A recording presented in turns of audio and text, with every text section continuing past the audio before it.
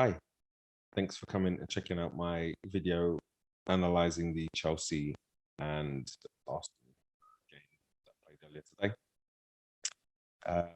Not the best performance, but 3 points. So yeah, let's get into it.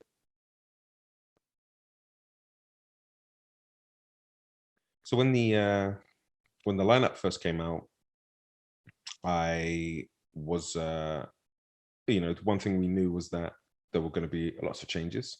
Both teams would make a lot of changes. Arsenal making changes to strengthen their team from the weekend, and Chelsea were making changes that will probably weaken their team from the weekend. But make no mistake about it, they still put out a strong side.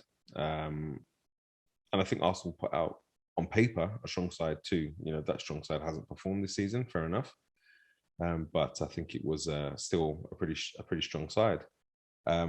The big thing for me was the change in system. The 3-4-3 is actually a formation I use when I coach. And so it's a system I know well and I enjoy. It has a number of strengths that I think can be utilized pretty well. When you look at the actual layout of the formation, there's lots of natural triangles and diamonds, which allow for good possession football, but then also good penetrative football. You have lots of numbers through the middle of the field. You've got 3 centre backs with 2 holding midfielders, and then your 3 attackers. Your 2 attacking midfielders with the 2 10s with the number 9, the centre forward. Up front makes 8 players through the middle of the field. And so there's a lot of strength through the middle of the field. And I think when it's done right, and I think Chelsea are an example of the formation when it's done right generally, because their record has been impeccable since Tuchel came and took over. When it's done right, it's a formation that can be used to control the game pretty well, especially through the midfield. And so it was exciting to see the 3-4-3. I thought Arteta would go and try to possess the ball a bit more, but the telltale sign there was Aubameyang playing not Lacazette. I think if you're trying to play a more patient possession game, you play a Lacazette, because Lacazette can do a very good job of holding the ball up. Aubameyang's not that guy that can play with his back to goal very well. And so to me, it basically said Aubameyang will be used for counter-attack purposes and for shutting defenders down quickly when we can kind of get them into their half. I think using the 3-4-3 against Chelsea was a great strategy, borderline genius. And it's not a phrase I use easily. The matching of the formation nullifies their main threat or threats. And what I mean by that is, if you take a look at their attacking players, they've got sort of Callum Hudson-Odoi, Pulisic, Timo Werner, Ziyech, Havertz, all players who are good with the ball at their feet and can dribble well. You then also have players who are able to use their movement to penetrate and time their runs very, very well. The likes of Alonso and wing back, although he didn't play today. They have the likes of Mason Mount, who makes runs. Kai Havertz is developing an ability to arrive at the right time, with their penetrative runs. And so by matching them up, what you're doing is you're basically congesting the areas that these dribblers and that these people that like to, make these forward runs like to work in. You think about it, when they had the ball, we had our 3 centre backs with the wing backs tucked in, 2 holding midfielders, and then we had our 2 attacking midfielders and our centre forward, who basically all got compact. Now, if you take off the 2 wing backs, you still got lots of numbers through the middle. They're playing the same formation, so they've got all of those players who were looking to come through the middle, as well as their two midfield, all of their attackers, all of their midfielders. And so you basically end up taking a lot of space away from them. And those players, the players that create for them through the dribbling, through their movement, can't find the room and the space. So I think it's very clever because it nullified them. I think Pulisic was non-existent. Kai Havertz even more so. Mason Mount didn't do much. Hudson-Odoi, when he came on, while he looked a bit more of a threat, looking to go down the outside, didn't really do much. And so, fair play. I think Arteta did a very good job on them. It's not what we want to see. We want to see an Arsenal team that get on the ball and impose their style on an opponent. But you know what? Tactically, he's shown that he can change things up and transfer the information to the players so that the players can go out there and do it. And that's a great sign for me. Moving on to the game, it was a scrappy game for us. It wasn't anything pretty to look at, but scrappy game, win the scrappy game is something we've needed to do for a long time. So I'm more than happy with getting 3 points from 32% possession and 2 shots on target. As I said, it's not the Arsenal way. It's not what we want to do. We want to impose our style on other teams, but occasionally we have to take what we can get. I also find it quite frustrating that there's a lot of Arsenal fans out there who have been very critical of Arsenal this season, when we've been beaten by some teams who have had very little possession of the ball, games that we've dominated, and Arsenal have taken massive stick for that, and rightfully so. A team like Arsenal should be out there and should be sort of performing better. But if we're going to criticize Arsenal because they had more possession, didn't win a game, then let's give Arsenal the credit for winning the game when they didn't have as much possession. And if you're not sure what I mean, you look at the Leicester game earlier in the season, they had 43% possession, 2 shots on target, they won the game. You look at Tottenham early in the season, 31% possession, 3 shots on target, they won the game. You look at Burnley, 35% possession, 2 shots on target, they won the game. The first game against Everton, 42% possession, 2 shots on target, they won the game. The second game against Everton, 41% possession, 1 shot on target, and they won the game. So teams have been doing this to us. So, I'm happy that we're out there doing it to other teams now, that we're showing that we can kind of scrap and suffer without the ball, but get the result. I think that's going to be a great trait moving forward. Obviously, it's not something I want to see often, but when it comes to it and we need to do it, I like knowing that it's in the locker and that we can get it done. Performances today, there were so many really good performances, and I mean defensively. I thought Smith-Rowe was magnificent today. It's great to see such a young player who can play without fear, who's got such bravery and such poise on the ball, and then when he picks the ball up, he just runs at people and he just looks to commit people. He's got a great little turn of pace, great ball control. He's a special player. He really is. What I liked most, though, was the defensive side of things. What he did, dropping in and plugging the gap, adding an extra body in midfield, making it hard for them to play. He did it with great discipline. Same with Odegaard. Odegaard did the same thing, dropping into those spaces, making sure it was very difficult to play into their midfield and get the ball into those creative players.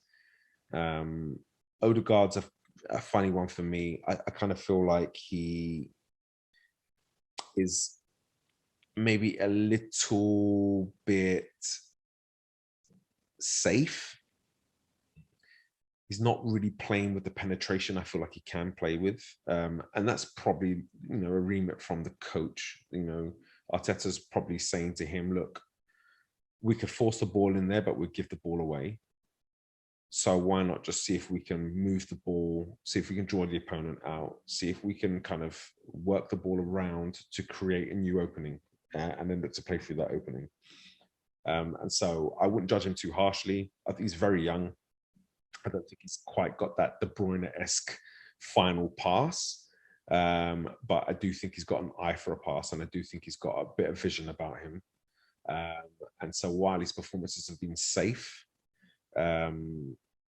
on the offensive side of things, I think a little bit of patience with him as he kind of grows into sort of understanding the game will be key.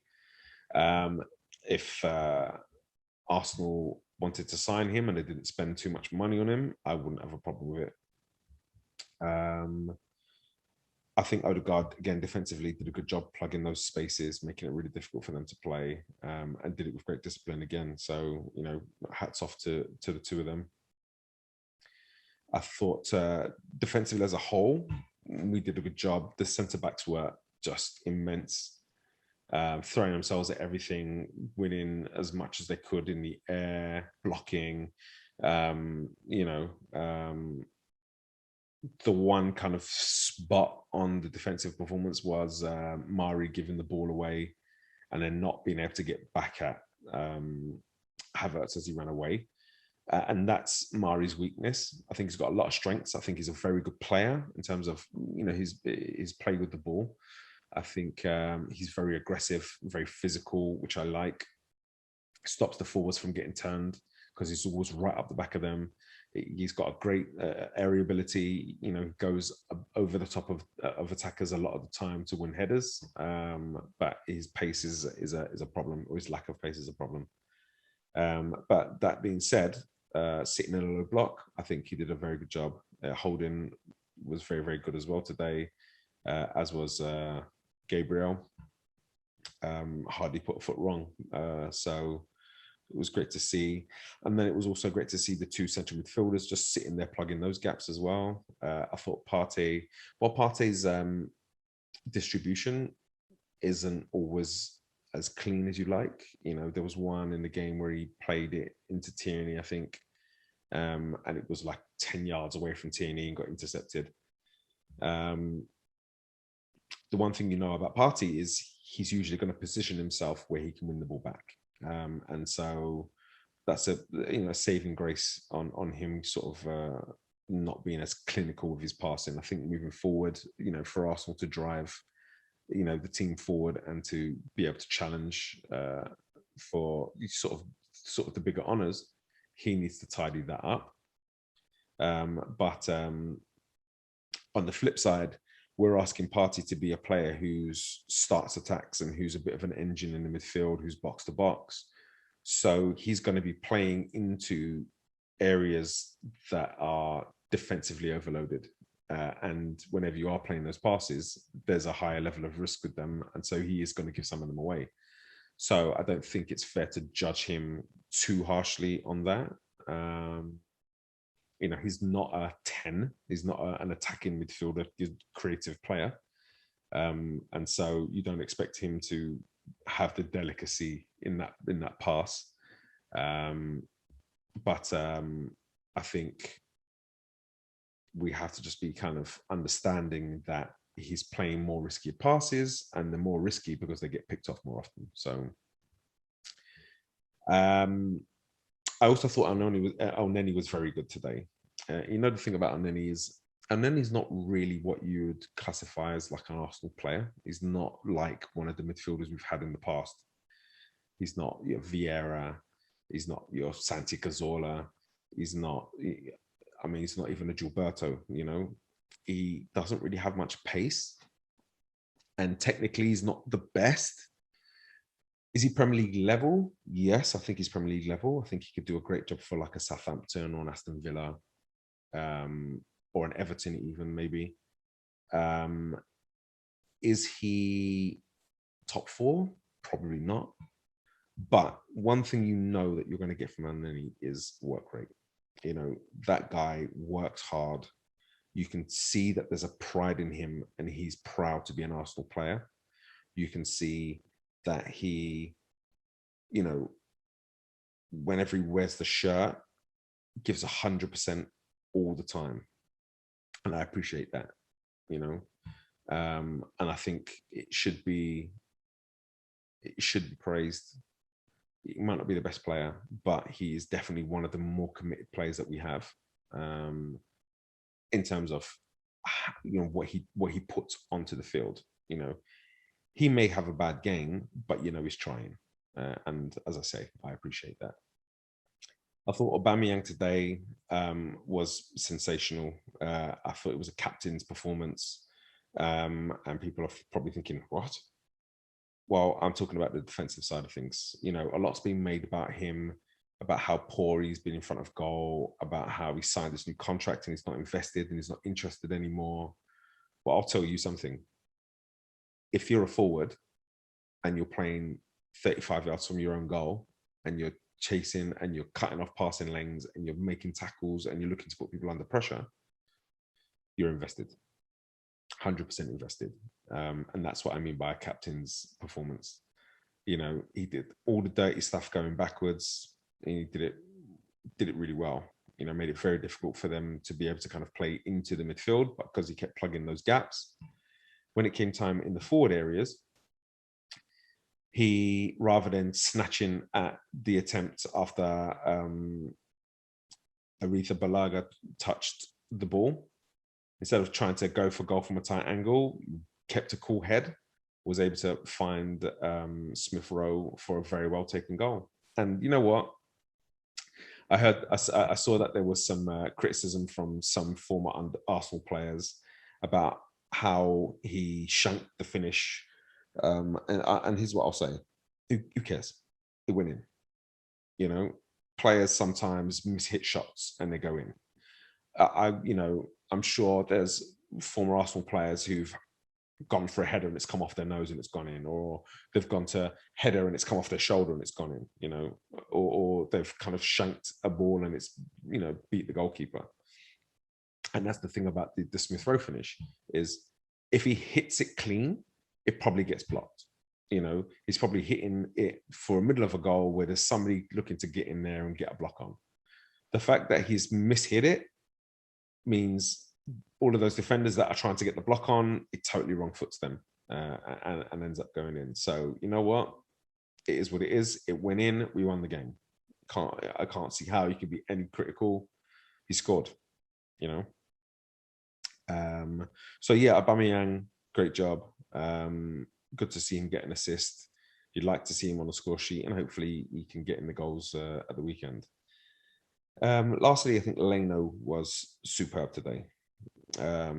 He gets a lot of criticism for the mistakes he makes, and he's made some poor decisions in the past with his distribution. But I think since then, I think he's cleaned that up quite a bit. I don't think he takes as many risks. His decision making today about when to kick long, when to play out, was pretty spot on. And while he makes a mistake every 10 games or so, he saves us 2 or 3 times a game. And so, again, I know there's a lot of people that are happy, for him to go, but I say just be careful what you wish for. There aren't many great goalkeepers that we can bring in. He is a very good, very solid goalkeeper. He's at the right age, and is a German international. I mean, where else are you going to find a goalkeeper of that caliber without having to spend a lot of money? So yeah, that was my analysis of the Chelsea-Arsenal game. I hope you enjoyed it. If you enjoyed it, please like and share with your friends, family, whatever Arsenal fans you know. You can also leave comments. I'll respond to comments, and I'm happy to engage in conversation about Arsenal and about football generally. I'm also available on social media, so you can get me on my Instagram or my Twitter accounts. I am sensible_gunner. If you've enjoyed the video, there'll be more coming. I'll be making, more and more videos moving forward. So please feel free to subscribe, and let's talk. Let's have a chat. That's I'm looking forward to getting to know more Arsenal fans from all over the world. So that's all from me. And as usual, come on, you Gunners.